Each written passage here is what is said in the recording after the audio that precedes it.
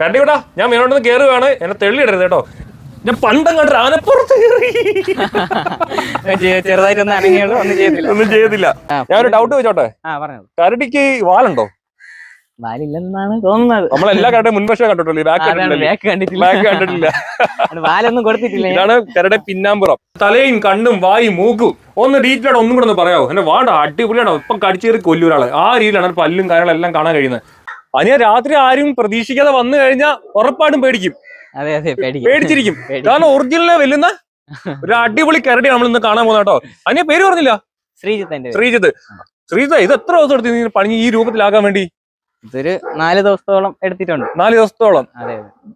Hi ചവിട്ട, ഞാൻ നിങ്ങൾ ന്യൂഡിസിന്റെ അമൽ ബാബുടെ നിങ്ങൾ കാണിക്കാൻ പോകുന്ന ഒരു ഭീമാകാരനായ ഒരു വലിയ കരടി അല്ലേ? ഓക്കെ, ഒരു വലിയൊരു കരടിയാണ് കാണാൻ പോകുന്നത്. ഇത് ഫുള്ള് ചെളി കൊണ്ട് നിർമ്മിച്ച ഒരു കരടിയാണ് കേട്ടോ. ഒരു 5-6 ദിവസത്തേക്ക് വേണ്ടി മാത്രം